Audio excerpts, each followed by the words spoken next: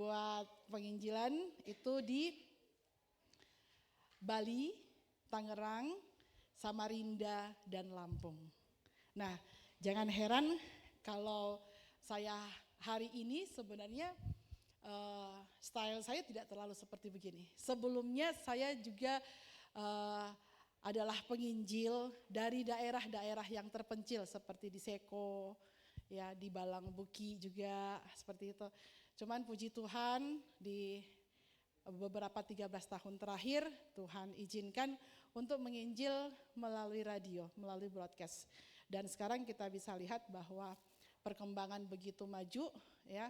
Broadcast digital bukan hanya berbicara tentang radio, tetapi juga berbicara tentang berbagai platform dari medsos. Seperti itu. Ada yang mau ditanyakan? Anak saya 5, umur saya hampir 50, ya. Kalau mau awet muda rajin berdoa, ikut Tuhan setia. Oke, amin. Sorry. Seperti itu. Nah, baik. Ada lagi yang mau ditanyakan mungkin? Enggak ada ya, sambil ikut materi kita mulai ya. Baik. Kalau masalah pekerjaan memang khusus hari ini saya memperkenalkan diri sebagai penyiar. Oke, baik. Yaski sendiri adalah salah satu yayasan yang selain dia bergerak di digital online juga bergerak di penginjilan offline. Cuman untuk hal itu tidak semua bisa saya sharing di tempat ini. Baik, terima kasih. Kita akan mulai dengan materi kita. Jangkauan global dari siaran digital offline ke online. Nah, dari offline, apalagi yang tentang rohani, ya, itu kadang-kadang kekurangan kita tidak memperhatikan beberapa detail yang seharusnya kita tampilkan ketika kita online. Ya. Contoh misalnya nih, ya.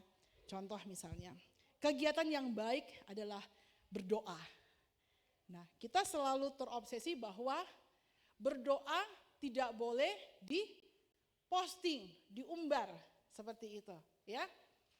Tetapi kalau kita berada di dunia saat ini, di era digital saat ini, ketika kalian berdoa, yang kegiatannya offline, itu kalau didorong sama Tuhan untuk diangkat menjadi online, kita harus lakukan karena itulah penginjilan. Tesis dan skripsi saya, ya, itu berbicara tentang penginjilan digital, ya. Kenapa? Pada saat saya menyusun tesis ini, saya mengetahui ada 2 hal. Yang pertama, pergilah sampai ke ujung bumi. Jadikanlah semua bangsa muridku, pergilah dan membawa kabar baik sampai ke ujung bumi. Yang kedua, kesudahan segala sesuatu bukan hanya ditandai dengan adanya gempa bumi, perang antar bangsa dan lain sebagainya. Tetapi ditandai dengan jika semua makhluk sudah mendengar tentang kabar baik, maka itulah saat tiba kesudahannya. Dan salah satu bagian saya cara menginjil saya seperti ini, saya tidak mengucapkan di mana ayatnya terdapat. Dan itu mengalir begitu saya, karena ketika saya di Takalar menjadi seorang pembicara, saya sudah terbiasa untuk membuat Alkitab kita sampai secara kontekstual. Seperti ini. Jadi tidak seperti mendengarkan khotbah ya. Padahal saya adalah seorang pengkhotbah. Seperti itu. Oke, baik. Nah, yang perlu kita perhatikan ketika kita dalam penginjilan, ya. Yang saya ingin sampaikan di sini adalah bagaimana manfaat dan aturan-aturan yang harus kita penuhi ketika kita melakukan penginjilan offline. Kalau isinya, materinya, saya sudah beberapa kali mendengar materi dari Bapak Pendeta Esra, ya. Saya rasa teologinya sudah cukup. Untuk benihnya udah cukup, tinggal gimana menabur benihnya, seperti itu. Nah, jangkauan global dari siaran digital offline ke online itu juga punya berbagai tantangan. Mulai dari tantangan menyiapkannya sampai tantangan untuk melemparkannya ke dunia medsos yang bisa diterima oleh siapa saja dan kapan saja. Betapa efektifnya sebenarnya jikalau kita menggunakan media sosial yang kita miliki sebagai sarana untuk menjadi saksi Kristus. Karena semua punya hak. Ada di sini yang tidak punya, medsos, boleh angkat tangannya. Ada yang tidak punya medsos? Semua punya. Wow, luar biasa. Berarti kesempatan untuk bisa melakukan firman Tuhan, menjadi saksi dan pergi dan muridkan, ya, itu semuanya bisa lakukan. Tinggal mau apa? Tidak mau. Tinggal mau apa tidak mau. Yang mau boleh angkat tangan. Yang belum mau boleh angkat tangan. Yang belum mengerti boleh angkat tangan. Oke. Pertanyaan selanjutnya. Ada di sini yang tidak bisa berbicara? Ada teman kita yang tidak bisa berbicara di sini? Ada yang bisa berbicara di sini? Boleh angkat tangan yang bisa berbicara? Banyak. Oke, baik. Cuman saya mau katakan begini. Yang bisa berbicara belum tentu bisa berkomunikasi. Intinya di situ. Yang bisa berbicara belum tentu bisa berkomunikasi. Nah, mau ekstrovert ataupun introvert, semuanya ketika berada di dunia media sosial itu tidak bisa dibedakan. Mau ekstrovert atau introvert. Jadi tidak ada pagar di antara kita. Oh, saya introvert, Bu. Saya nggak bisa menginjil. Nggak bisa, karena sebentar kita akan melihat ada berbagai cara yang bisa kita lakukan untuk melakukan penginjilan dari offline ke online. Oke, next. Ketika saya menginjil di Seko atau di daerah Malino namanya Tabuakang. Ya, kami punya grup penginjilan mulai dari yang kecil sampai yang sampai yang banyak anggotanya. Itu kalau sering kali kami muncul di daerah perbatasan, ya. Jadi kami juga pernah di Toraja, ya. Yang paling terakhir itu di Tabuakang, Malino. Kami pikir waktu itu usia kami sudah 45-an ke atas, kami bilang sudahlah untuk daerah-daerah yang ekstrim. Kita pergi yang dekat aja. Di mana? Di Tabuakang. Ternyata di sana jauh lebih ekstrim daripada di tempat-tempat kami pergi. Ya, kenapa? Untuk ke sana cuma ada satu mobil, ya, dan mobil ini yang 4x4 itu ya 16, ya, itu bannya harus diikat rantai, kemudian baru bisa jalan dan tidak pernah lurus. Nah, ketika sampai di sana, ternyata ada signal. Jadi saya berpikir kalau kita bisa menginjil dengan media sosial, tidak seperti menginjil offline, sangat beda keefektifannya. Itu yang paling penting. Nah, jangkauan yang tidak terbatas, ini bisa menghubungkan orang di seluruh dunia tanpa batasan geografis. Salah satu tokoh yang mungkin juga dikenal, yang sebentar akan datang, ya, Pendeta Yandi Manobe, yang kita juga akan kenal sebentar, adalah salah satu bukti betapa efektifnya jangkauan ketika kita menginjil secara online atau melalui media sosial.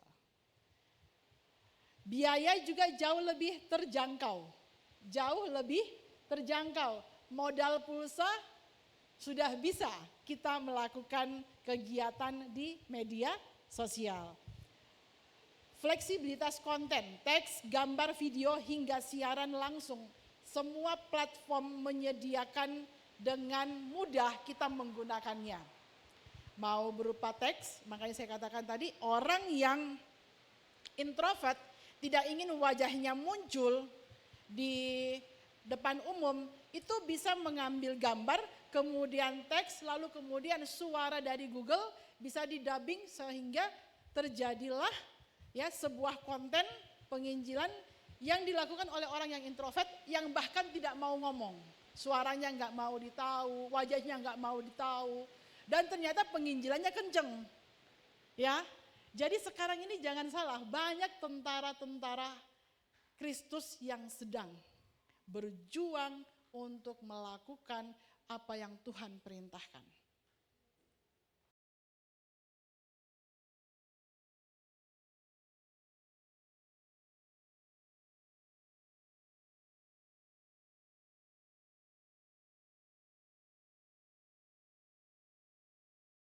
Ini luar biasa, terus dikembangkan.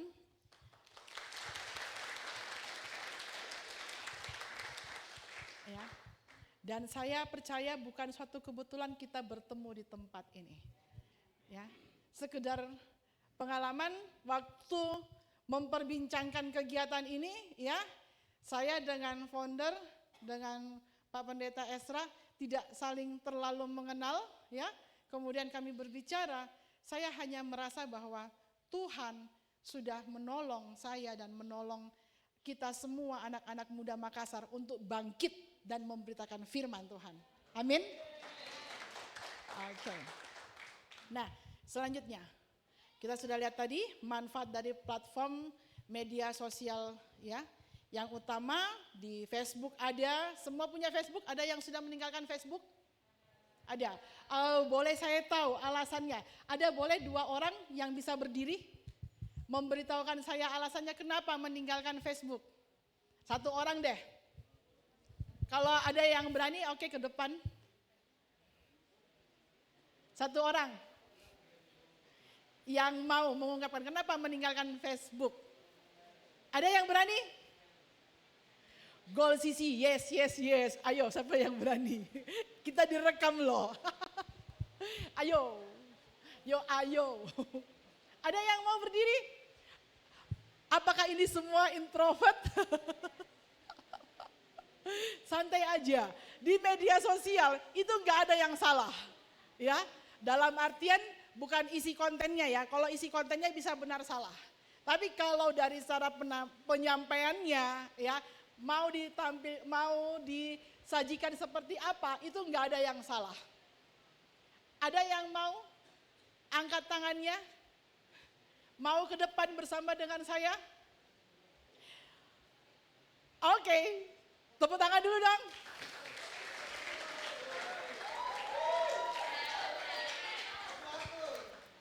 Oke, ada 1 mic-nya? Cukup 1? Sebelum kita kasih dia mic, saya boleh minta 1 aja, satu saja sebuah yel-yel ya. Kalau saya bilang gini, kalau saya bilang berikan badaimu sekali, semuanya gini, wus, mantap. Jadi itu namanya badai mantap. Kalau saya bilang berikan badaimu sekali, wus, mantap. Tapi kalau saya bilang 2 kali, wus, wus, mantap. Boleh? Dicoba dulu mumpung ada yang mau berdiri. Oke, berikan badaimu sekali. Oke, saya boleh tahu alasannya kenapa meninggalkan Facebook? Nama dulu. Ya, perkenalkan, nama saya Salgus. Saya selaku ketua panitia juga mewakili teman-teman koordinator dan divisi saya. Jadi ada 2 alasan yang membuat saya berpikir kenapa Facebook itu sudah tidak lagi menjadi suatu media sosial yang tidak populer atau bisa dibilang tidak update lah. Okay. Yang pertama, alasan paling pertama itu Facebook ini menyimpan banyak foto-foto lama dan jadul. Terus juga ada beberapa teman saya yang bilang kalau kita menggunakan Facebook itu banyak keluarga yang melihat. Jadi apapun yang diposting pasti keluarga akan lihat dan hal itu membuat dia mungkin canggung untuk posting lagi. Dan yang kedua terakhir karena kalah saing dengan seperti TikTok, Instagram, WhatsApp, itu dia kalah Kak. Itu sih kalau dari saya Kak. Terima kasih. Terima kasih. Jangan turun dulu, langsung dikasih gift-nya boleh Ibu Elis? Gift-nya. Gak usah pakai lama deh, kan TikTok. Kalau Facebook pakai Pakai lama, iya boleh. Thank you. Boleh foto dulu?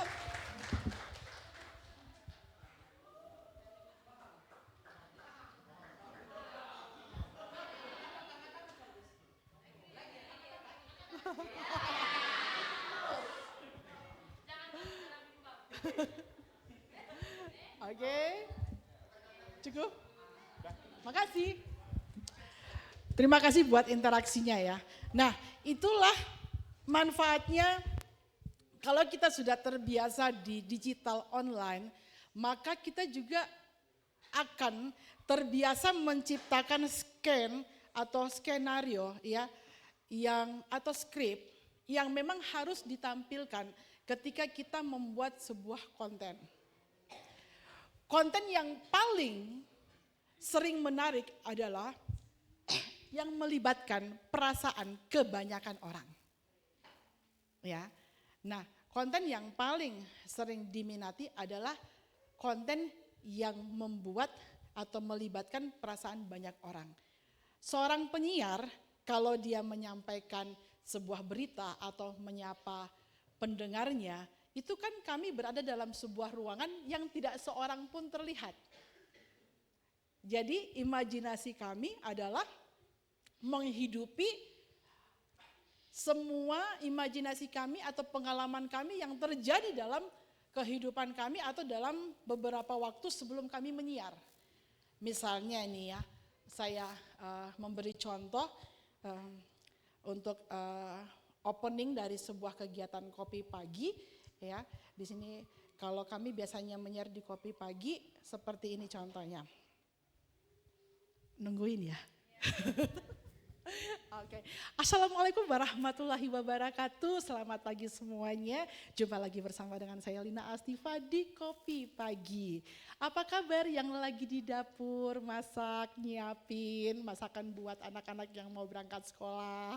Udah cuci muka belum? Yang belum cuci muka dong. Nah, saya nggak tahu di orang Takalar ada yang cuci muka apa enggak. Nah, tapi ketika kita menyebut seperti itu sama dengan menyapa seorang dengan identitas, memberi identitas kepada mereka. Kita nggak tahu namanya, tapi kita tahu kegiatannya. Kegiatan itu menjadi calling, menjadi nama buat dia. Itu opening yang sangat bagus untuk ketika kita memulai sebuah konten kita. Ya, itu salah satu contoh. Atau misalnya yang siaran malam, Belantika Musik Malam, ya. Itu juga kita membayangkan jam 10 malam ya di Takalar itu seperti apa. Nah, karena kami sudah streaming juga, streaming kami itu bisa sampai di mana saja ada jangkauan internet. Kami membayangkan dari lokal, lalu kemudian kami membayangkan di daerah sekitar, lalu kemudian kami berusaha menyapa secara global. Jadi kemampuan seorang penyiar atau sebuah konten kreator adalah merangkul mereka yang ada di dunia maya. Bedanya dengan offline, kalau kamu enggak ketemu, kamu enggak cerita. Ya kan, kalau offline kita ketemu ditepuk belakangnya, baru terasa gitu kan. Wah, dia baik sama saya. Coba, itu baru terlihat dampaknya.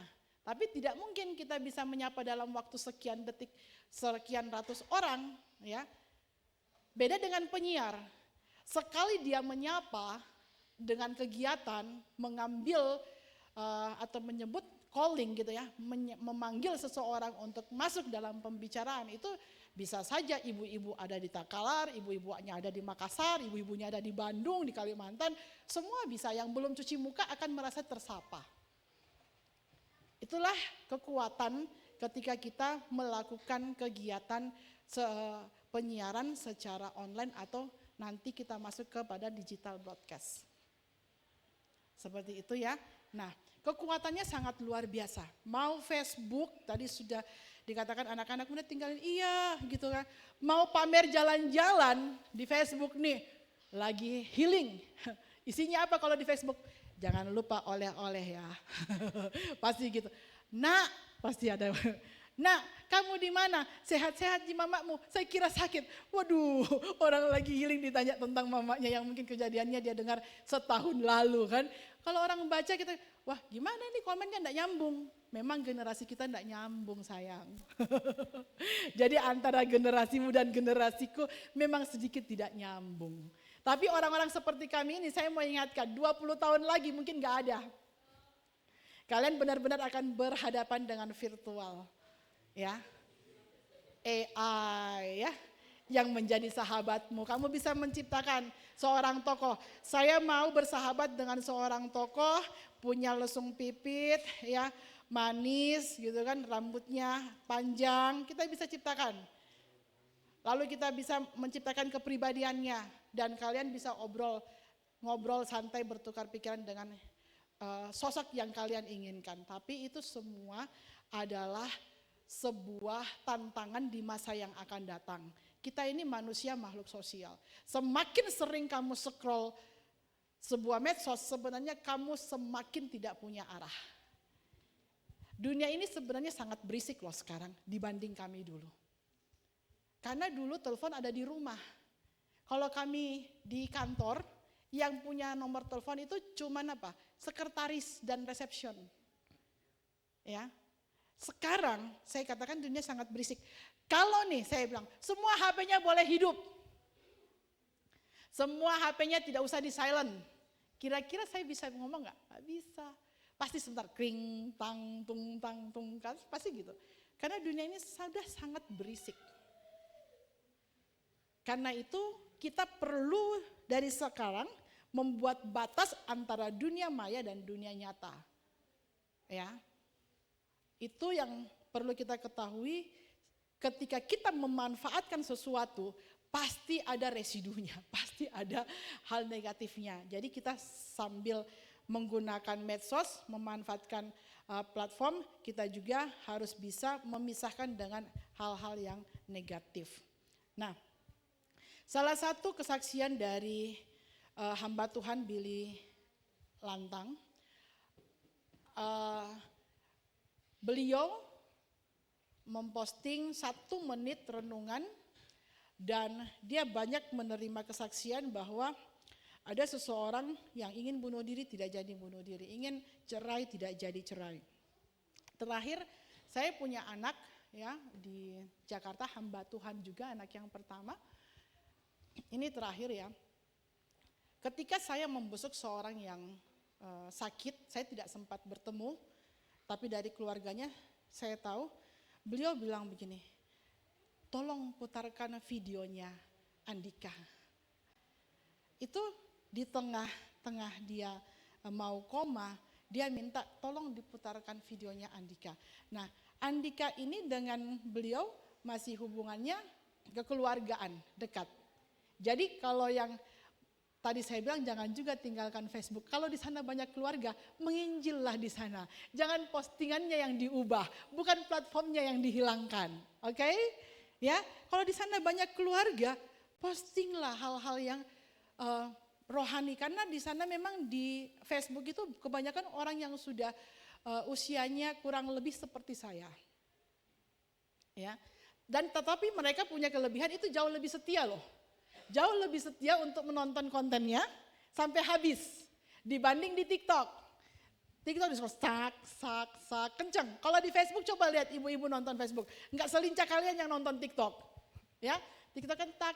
Kalau Facebook mereka sabar nungguin. Jadi jangan langsung hilangkan Facebooknya. Kalau di sana ada keluarga, manfaatkan itu sebaik-baiknya untuk menginjili mereka. Jadi tidak ada medsos yang tidak efektif untuk kita gunakan. Ada YouTube, ya, ada Twitter. Nah, salah satu yang kita lakukan di sini adalah konten sebenarnya, ya, bisa diupload di YouTube, bisa diupload di Instagram. Kenapa saya menggunakan sepatu? Saya katakan dulu saya penginjil dari daerah ke daerah, sepatu saya juga sampai lepas-lepas. Ini karena kita sedang online, akan di-online-kan, ya. Jadi broadcasting yang dari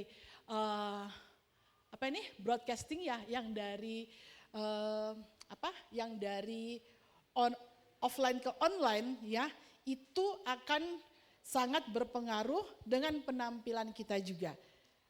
Jadi memang harus diperhatikan penampilannya. Puji Tuhan sekarang ada filter ya. Kalau tidak mandi, apalagi kalau penyiar. Saya kadang-kadang kalau menyiar jam 4 subuh sampai jam 5 subuh itu siaran rohani. Ya, atau yang malam dari setengah 11 sampai ke jam 12 itu sudah sangat mengantuk. Tapi penampilan saya ya mungkin masih pakai piyama, baju tidur, tapi suara saya sudah harus vokal. Bisa terjadi karena itu disiarkan broadcast tidak cuman pakai sound, pakai suara, tidak pakai gambar. Seperti itu. Nah, untuk memperkuat karakter kita di berbagai media sosial, untuk memperkuat karakter ya. Jadi jangan sampai kita juga menjadi orang yang tidak punya karakter di media sosial. Mau posting yang lucu sebentar random gitu kan. Banyak yang random postingannya. Pokoknya suka-suka dia saja ya. Nah, mulai dari sekarang berusahalah menciptakan jati diri kita di media sosial khusus untuk satu platform yang kita ingin angkat ya. Di Instagram contohnya. Seperti yang saya katakan, yang berguna untuk Tuhan. Yang lainnya kan ya bolehlah kalian pakai untuk menampilkan hal-hal yang menyenangkan kalian. Tips memilih kegiatan offline untuk diviralkan secara online. Yang pertama dampak visual, acara dengan elemen visual yang kuat ya. Misalnya mural dan seni, kisah inspiratif. Ini yang paling sering digunakan adalah kisah-kisah inspiratif. Dan juga melibatkan influencer serta potensi viral. Saya mau kasih contoh untuk tips ya memilih kegiatan offline dan secara dari offline ke online. Salah satu cara untuk mengeluarkan karakter suara kita sebenarnya sangat mudah. Ketika Anda berbicara, itu usahakan dengan tersenyum.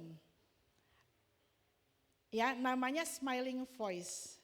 Smiling voice itu akan menghasilkan suara yang jauh lebih senang didengar, lebih enak didengar. Ya. Nah, apapun keadaanmu.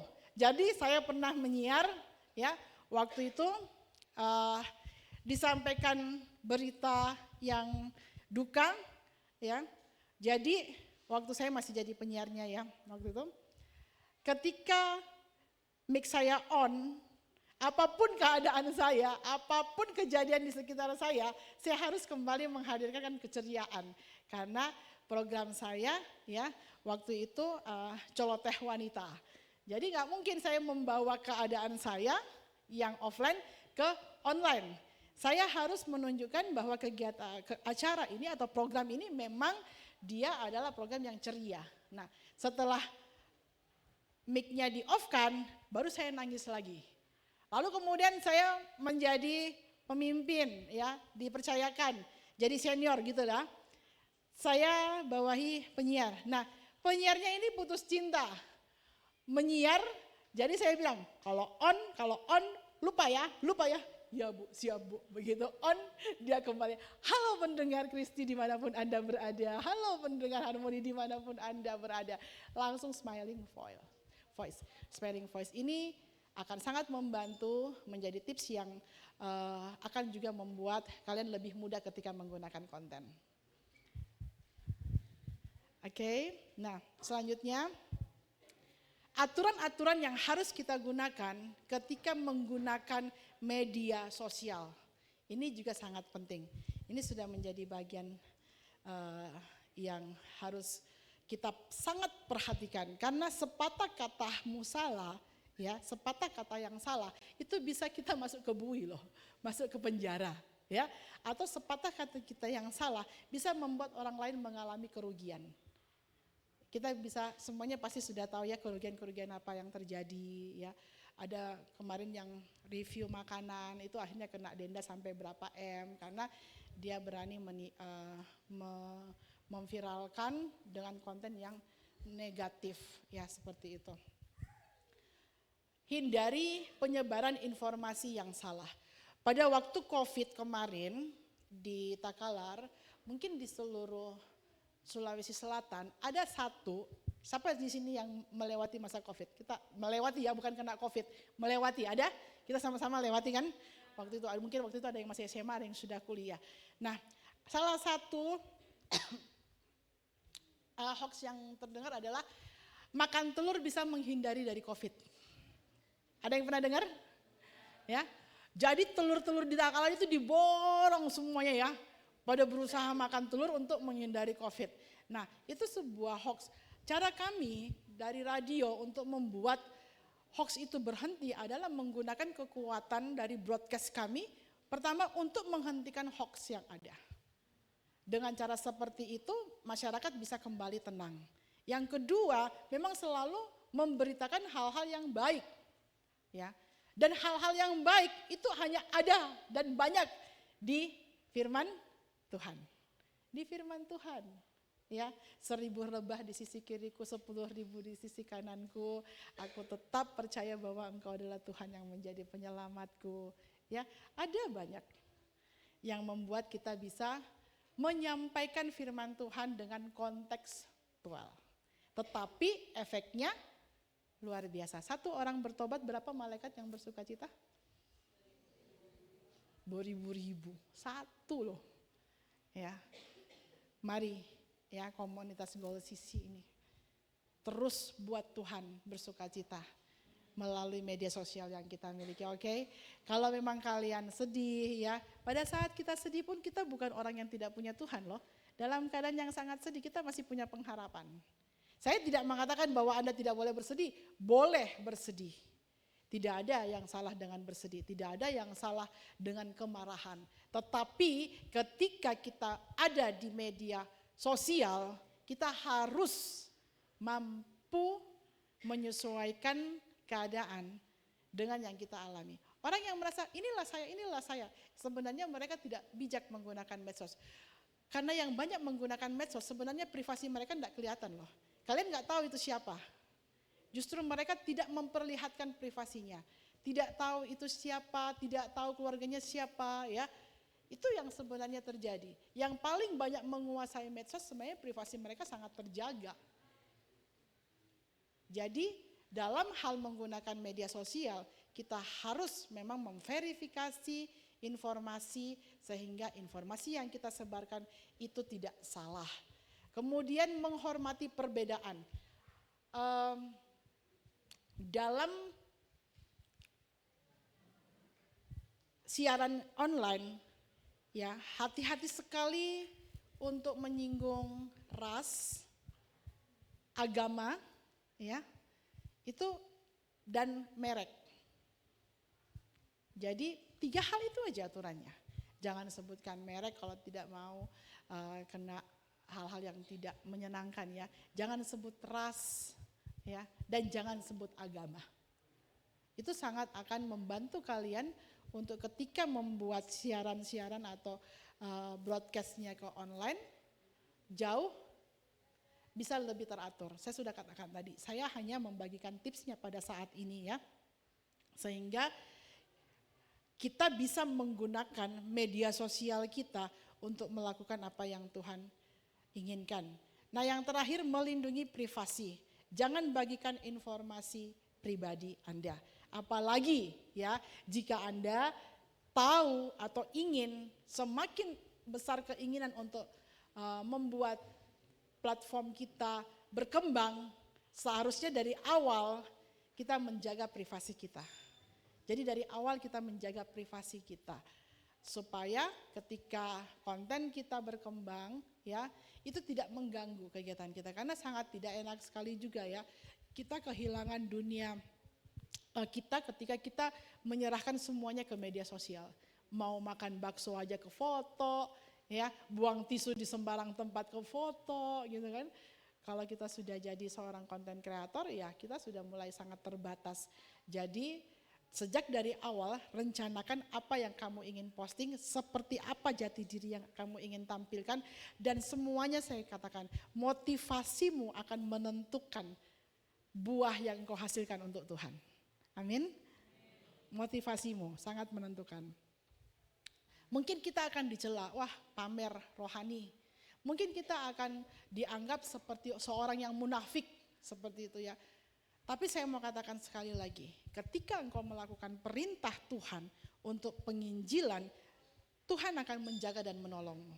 Ketika Tuhan menjaga dan menolong, tidak menutup kemungkinan kita menghadapi tantangan. Jadi dalam menggunakan media sosial, sekali lagi kita harus dari awal sudah punya perencanaan untuk bagaimana menggunakan media sosial kita. Oke, nah ini yang offline-nya. Tadi saya lihat mukanya terlalu serius ya. Saya bukan orang yang serius sebenarnya. Saya bukan orang yang sangat serius ya. Jadi dalam tantangan yang anak muda hadapi tentu berbeda dengan tantangan yang kami alami. Ada beberapa konten saya lihat itu kelihatannya seperti dia memviralkan dengan mengangkat hal-hal yang negatif atau yang kritik gitu kan. Sehingga orang menghujat. Nah, semakin banyak dihujat sebenarnya tidak mempengaruhi dengan hasil kontenmu. Kalau kamu punya mental yang kuat, boleh dilakukan. Karena hujatan itu tidak mempengaruhi. Kontenmu akan tetap viral karena dihujat. Nah, setelah followermu banyak, ya, setelah postinganmu banyak, kamu bisa tiba-tiba berubah arah. Merangkul mereka boleh, jadi berbagai trik juga boleh dilakukan. Tapi kalau mau main aman juga boleh dilakukan ya. Saya rasa banyak petunjuk lah yang bisa hadir di berbagai platform juga, bagaimana membuat konten dengan jauh lebih baik. Salah satu studi kasus kampanye media sosial yang sukses ada gereja Hillsong, ya. Itu menjangkau jutaan orang dan ketika COVID terjadi, ya terjadi banyak pertobatan di berbagai belahan dunia. Pastor Rick Warren juga menggunakan Twitter, itu juga banyak menjangkau jiwa. Kenapa kita tidak? Kita pasti berikan badaimu 2 kali. Wus, wus. Mantap, iyalah, seperti itu ya. Oh bisa. Oke, contoh-contoh video yang menarik di media sosial, saya sudah sampaikan tadi, ada kesaksian pribadi, ya. Ada musik dan pujian, yang suka bercerita boleh di kesaksian pribadi, yang suka musik dan pujian ya, yang introvert suka di animasi Alkitab silahkan, yang ceramah pendek juga boleh. Tidak ada masalah dengan hal itu. Tinggal dari awal kita menentukan jati diri kita seperti apa. Dan itu kemampuan kita itu bisa dikembangkan loh. Yang ada pada kita itu benih. Kalau benihnya itu terus dirangsang, dia bisa berkembang. Menjadi sebuah skill. Mau tidak mau skill ini harus kita miliki. Kalau tidak mengerjakan skill ini, Anda seperti seorang hamba yang mempunyai 1 talenta. Kemudian menanam di tanah rapat-rapat, ya, dan kemudian melindungi diri dengan berkata, Tuanku sangat jahat, saya takut nanti terjadi kerugian dan mengecewakan, maka saya tidak berbuat apa-apa. Saya mau kasih tahu, di firman Tuhan itu dikatakan jahat. Hai hambaku yang jahat, bukan hanya malas, tapi jahat. Jadi semua kita ini harus bisa mengambil talenta kita dari pelayanan yang saya jalankan sebagai seorang hamba Tuhan. Salah satu kegiatan saya adalah penyuluh di Kementerian Agama. Salah satu yang harus kita perhatikan bahwa di akhir kehidupan kita, kita akan sangat menyesal jika kita tidak melakukan apa yang Tuhan inginkan. Tidak melakukan panggilan Tuhan. Itu sangat akan membuat engkau merasa tidak tenang. Ada banyak pelayanan saya yang saya lakukan, ya. Orang yang sudah stroke berkata, kalau saya disembuhkan, saya mau melayani Tuhan. Saya tidak menjudge. Yang saya judge adalah begini. Yang saya mau katakan begini.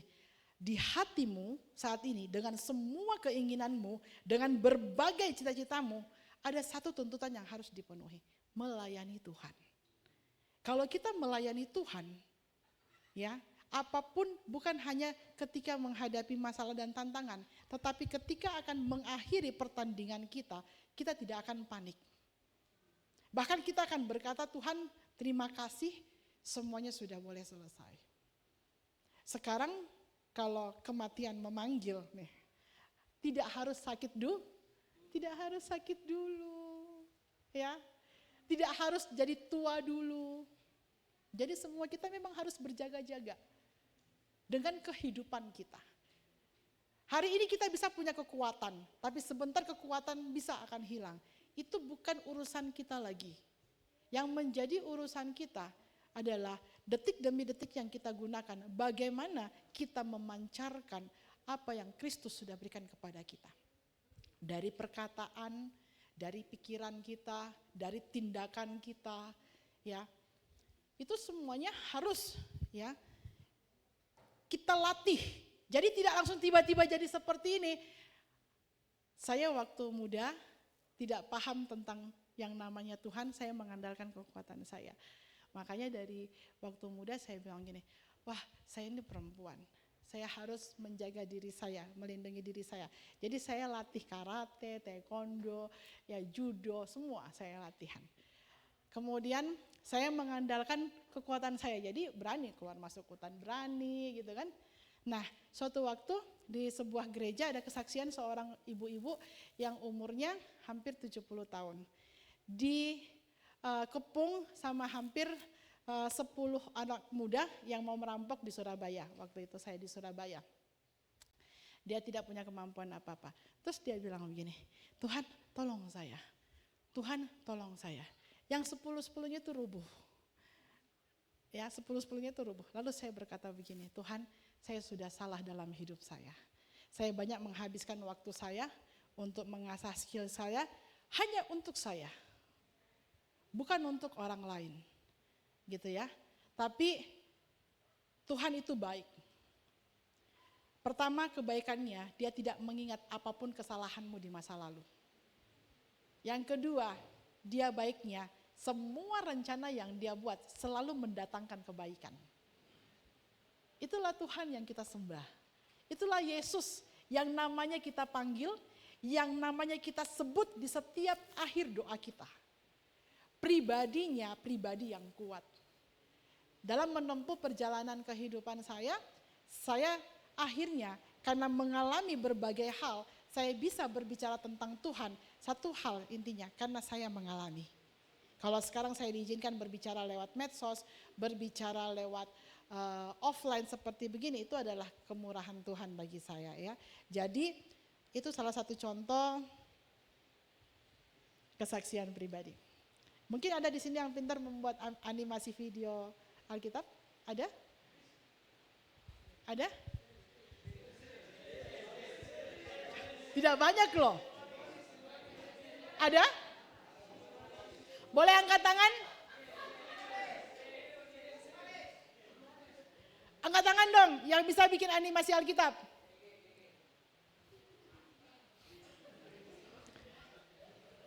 Berdiri nggak orangnya? Nggak berdiri karena memang introvert. Oke, kita lanjut aja ya. Kesimpulan, sebarkan kabar baik dengan bijak. Jadilah bijaksana. Semakin banyak kontenmu, semakin akan membuat engkau bijaksana. Bukan munafik. Itu semua tuduhan iblis ya. Saya mau katakan itu semua tuduhan iblis. Semakin banyak kontenmu yang baik, kamu bukan munafik, tapi kamu akan menjadi bijaksana. Firman Tuhan saya katakan sekali lagi, dia seperti benih. Benih itu ketika dirangsang, dia pasti akan tumbuh. Ketika dia tumbuh, dia pasti akan berbuah.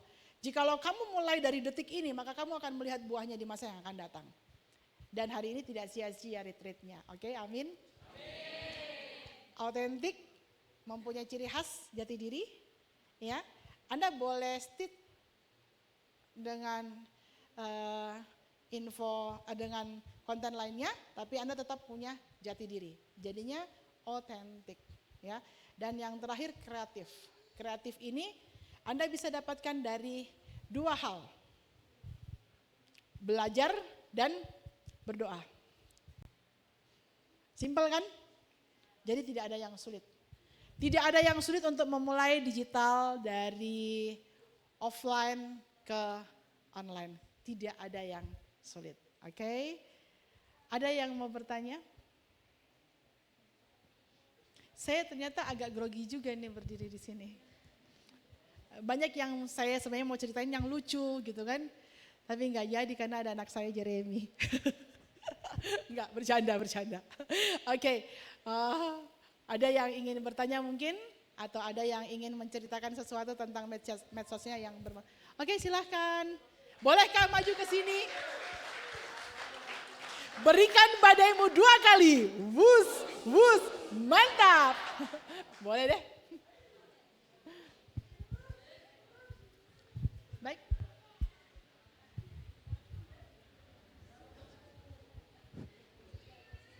Baik, shalom. Terima kasih.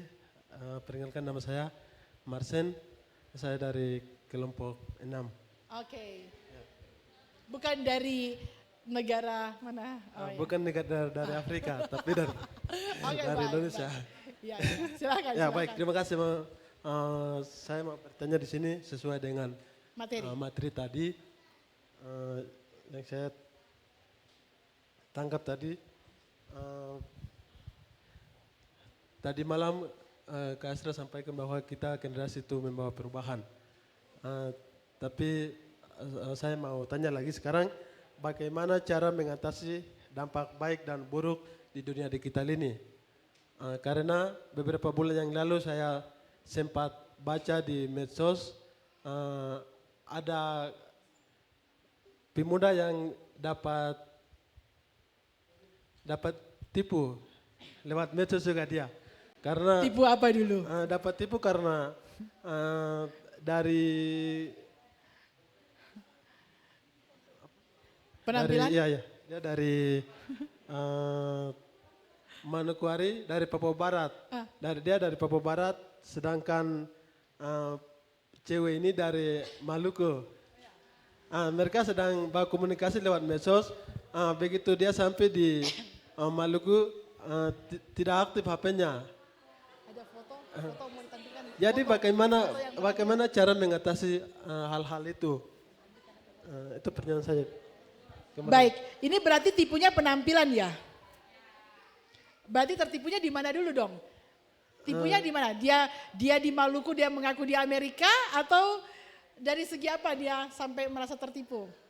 Mereka dua ini kan sedang menjalin hubungan. Iya, menjalin hubungan lewat online saja. Ya. Namun, bagaimana caranya menghindari hal-hal yang negatif dari hubungan online? Iya. Yang pertama, hubungan online itu Anda tidak hamil. Begini, nggak usah duduk ya. Jadi memang tujuan kita ketika berada di dunia maya atau di online itu ya sebenarnya adalah perkenalan. Ya kan?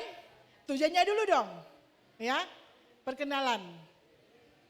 Kecuali mau kenalan seumur hidup, ya sebatas itulah hubungannya ya. Kalau misalnya, makanya saya bilang, pasti di dalam dunia online itu sebenarnya banyak batasan, banyak aturan. Kalau aturan itu diikuti, kita bukan menjadi korban.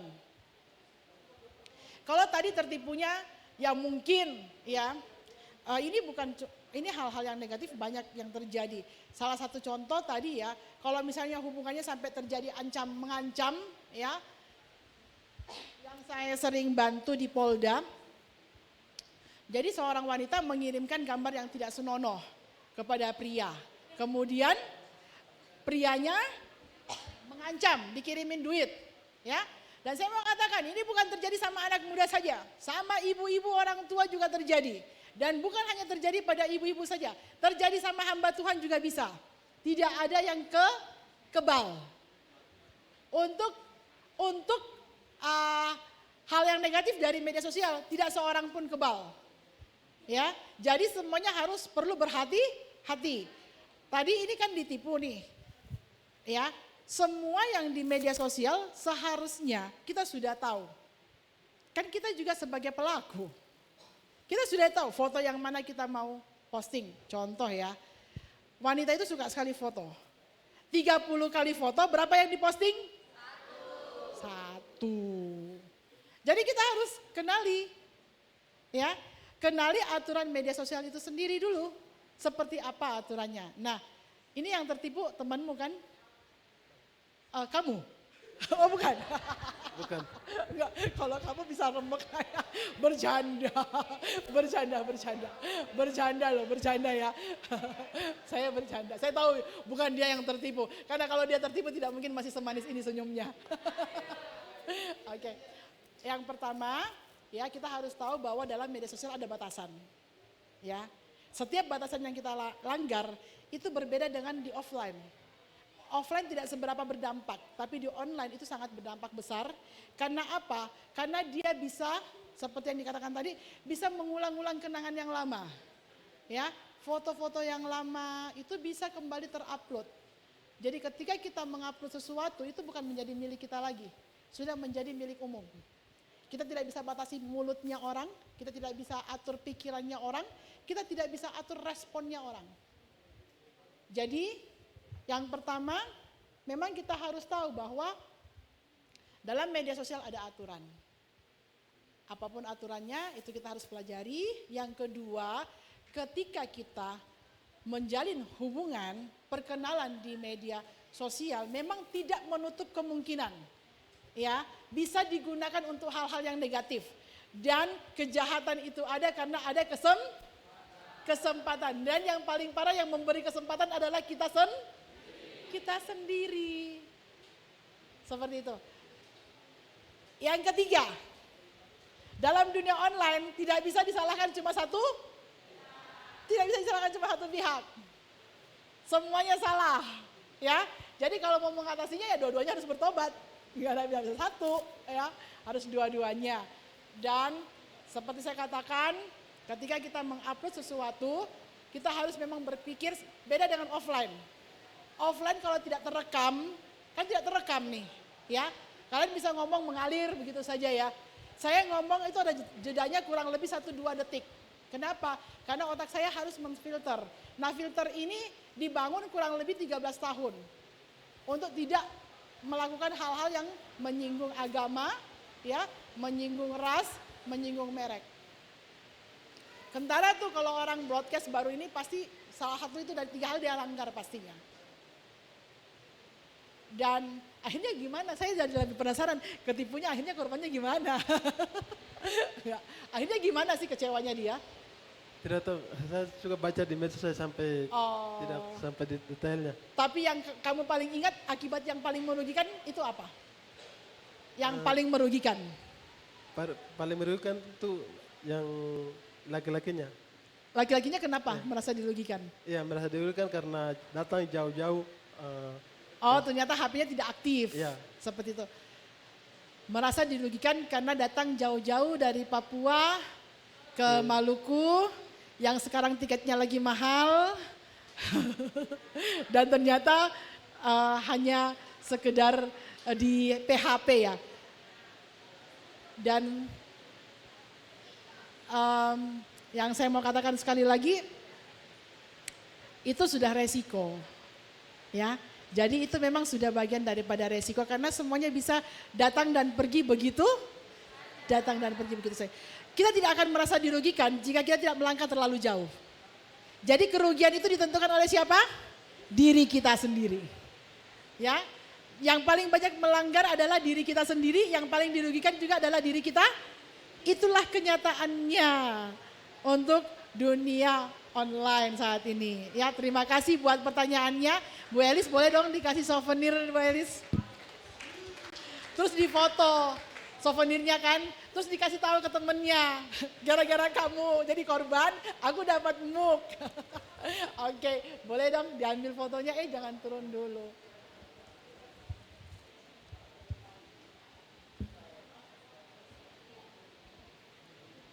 Oke.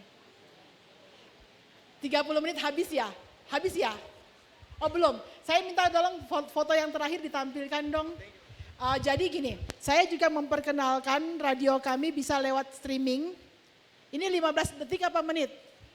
Oh menit, wow. Foto yang terakhir ada saya kirim sama siapa tadi? Ada foto yang saya kirim satu, boleh nggak dibantu download? Sama siapa tadi ya? Sama siapa tadi kirimnya? Iya. Foto, ada nggak? Tadi siapa ya? Tadi yang kasih materi siapa? Oke, ya. Cherry dan siapa lagi satunya? Ada foto satu lagi tadi siapa? Yang saya kirimin materi tadi siapa ya? Cherry sama siapa satu? Yang ada? Oh ya, ya itu. Tolong ditampilin deh.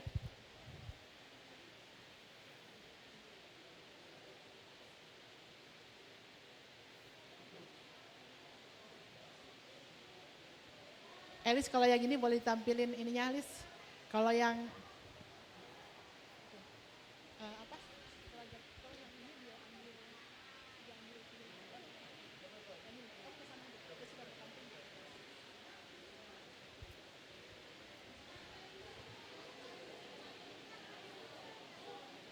Ada lagi mungkin yang mau bertanya? Oh ya, silahkan. Mic-nya. Perkenalkan, nama saya Tiara Sinaga, Kak, dari kelompok 5. Berikan dia badai 2 kali. Silahkan. Di sini pertanyaan saya, Kak. Jadi dalam era digital kan pelayanan Kristen secara online telah menjadi semakin populer seperti live TikTok dan lain-lain.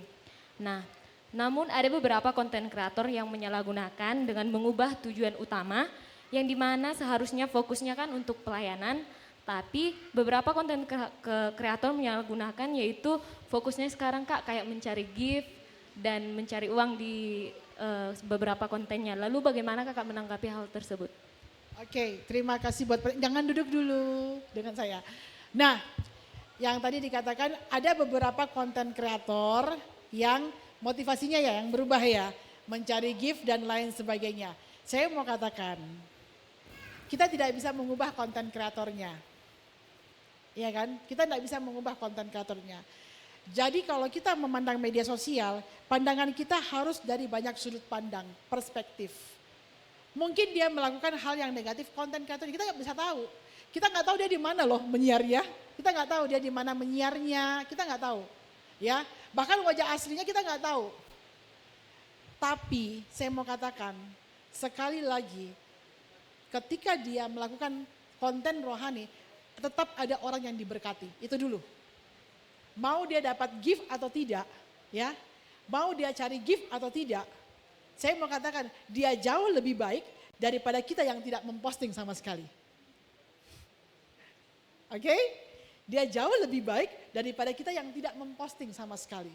Karena saya mau katakan sekali lagi, yang membolak-balikkan hati itu siapa? Tuhan, ya. Nah, kalau digital pasti ada jejaknya. Digital pasti ada jejaknya.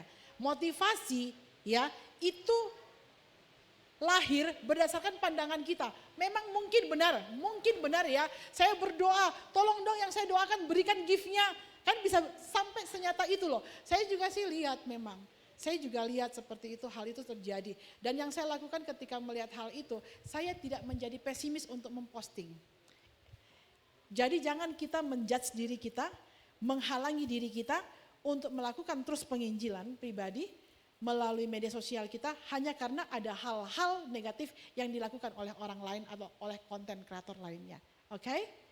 Jadi seperti saya katakan bahwa dunia sudah semakin terbuka, kita tidak bisa mengontrol banyak hal, tapi kita bisa melakukan yang terbaik dari diri kita untuk banyak orang. Kalau untuk orang ke kita, kita sudah nggak bisa. Itulah bedanya dunia offline dengan dunia online. Oke, baik. Ada lagi? Oh iya, Bu Elis boleh diberikan gift-nya. Tinggal satu orang saya beri kesempatan. Oh iya, sebelum saya melanjutkan, boleh terima dulu gift-nya ya. Foto dulu, kita belum foto.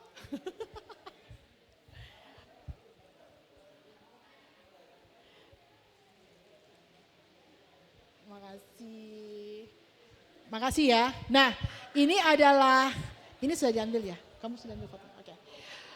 Yaski Radio ya, ini mengudara untuk setiap hari jam 22 sampai jam 6. Untuk di Kota Takalar di sana saya ada. Sampai saat ini saya belum membuka suara saya karena dia masih bentuknya relay ya. Dan sementara sekarang kami lagi mencari bibit-bibit yang mau menaruh hati untuk melakukan atau turut berpartisipasi dalam siaran kami. Nah, di HP kalian itu ada di Play Store ada namanya Jalur Hati. Dari Jalur Hati itu di Play Store kalian dari Jalur Hati itu kalian bisa melihat ada 7 radio di dalamnya. Dan salah satunya adalah Radio Harmoni. Kami membuka kesempatan yang besar jika ingin ada yang belajar broadcast ya. Dan broadcast tidak harus dilakukan dari radio kami, bisa melalui via telepon ya. Bisa melalui rekaman, kita lakukan rekaman di mana saja yang saya bisa dilakukan, tapi kita memang perlu latihan. Karena ini didengarkan oleh banyak orang. Seperti itu ya. Nah, saya masih punya 2 gift. Apakah ada yang bisa menunjukkan kepada saya yang sudah mendownload Jalur Hati? Atau sudi mendownload Jalur Hati? Kalau ada, ya saya tunggu 2 orang boleh ke depan membawa handphone yang sudah download Jalur Hati. Jadi sekarang tergantung providernya. 2 orang yang tercepat.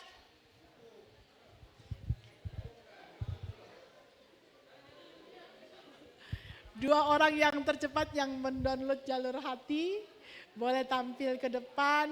Kami sangat senang jika ada yang bergabung dengan kami. Nah, rencana ke depan untuk yang di program Jalur Hati ini ya ada beberapa siaran yang juga dilakukan oleh Gold CC akan kami tampilkan melalui siaran Harmoni. Dan waktu saya kirim beberapa rekamannya ya, mungkin kalian melakukannya dengan santai dan biasa-biasa saja. Tapi boleh maju yang sudah.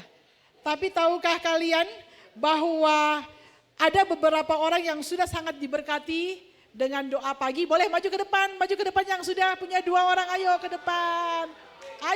Ayo berapa orang? 1, 2. 2, gift-nya tinggal berapa coba? Saya lihat dulu. 3 orang boleh? Wih, nekat dia. Oke, baik. Saya boleh difoto, Lis? Boleh tunjukkan Jalur Hatinya? Boleh ditunjukkan Jalur Hatinya? Oke, boleh. Tolong difoto ya. Mundur dong. Satu-satu. 1 kali 3. Ada yang kameranya bagus.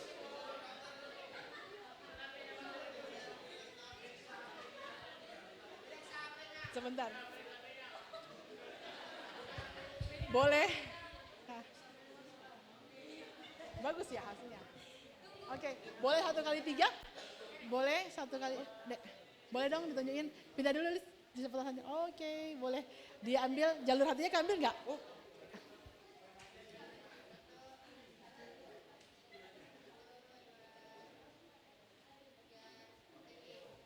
Ini sudah membayar sekali. Alis menghalang enggak ini? Tangannya? Ada tangannya kan? Iya. Coba lihat hasilnya boleh? Yang ini dekat, ini jauh Kak, ini dekat. Ya, ada Jalur Hatinya ya. Oke deh, thank you, makasih. Gift-nya dong Bu Elis. Dan terakhir saya mengundang founder dari Gold CC untuk ke depan. Boleh foto sekali lagi dengan gift-nya? Karena semuanya ada pertanggungjawabannya. Oke, boleh dengan di samping saya sini Pak Esra. Foto sekali lagi dulu.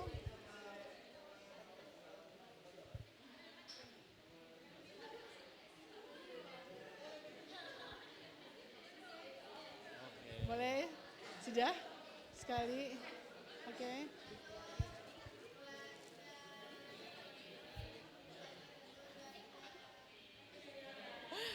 Oke, Bu Elis tolong disediakan Alkitabnya. Sama souvenirnya, satu. Oke, baik. Saya akan menyerahkan ya Alkitabnya buat. Oh iya boleh turun. Terima kasih. Oke. Ini ya. Oke, yes.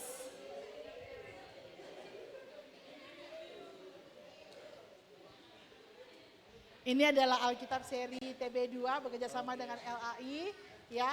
Dan ini gambar depannya adalah tempat-tempat radio ini ada 7 radio.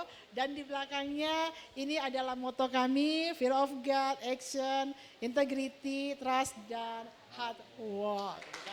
Thank you. Sama-sama, terima kasih buat kesempatannya. Jikalau ada yang salah mohon dicatat lalu dikirim ke saya. Oke, baik. Terima kasih sekali lagi. Kita boleh tunduk kepala berdoa. Kita berdoa. Bapa, kami sangat bersyukur dan berterima kasih. Kami boleh ada di era anugerah Tuhan yang berlimpah-limpah. Jelikan mata setiap anak mudamu di tempat ini Tuhan. Agar tidak satu pun yang ketinggalan dalam melakukan kabar baik ini Tuhan melalui media sosial mereka. Tidak satu pun yang ketinggalan untuk menyenangkan hati Tuhan. Kami percaya Tuhan kekurangan kami. Engkau sanggup ubah untuk menjadi berkat bagi banyak orang. Karena Engkau Tuhan yang tidak pernah gagal atas rencanamu, atas panggilanmu dalam hidup kami. Hamba-Mu memberkati setiap anak muda yang ada di tempat ini Tuhan. Engkau mengurapi mereka, Engkau berikan mereka masa muda yang manis bersama Tuhan. Dijauhkan daripada segala orang-orang yang jahat. Tuhan, dijauhkan daripada kuasa-kuasa kegelapan yang hendak mengambil mereka. Biarlah mereka terus berada dalam terang kasih Kristus. Biarlah mereka menjadi Tuhan saksimu dan memberikan buah yang berlimpah-limpah untuk hormat kemuliaan namamu. Berkati Yaski Tuhan, berkati Gosisi Tuhan, dari founder sampai semua yang ada di dalamnya Tuhan. Engkau jadikan terangmu di Makassar, di Sulawesi Selatan, bahkan sampai ke ujung bumi. Dalam nama Tuhan Yesus kami berdoa dan mengucap syukur, haleluya, amin. Terima kasih.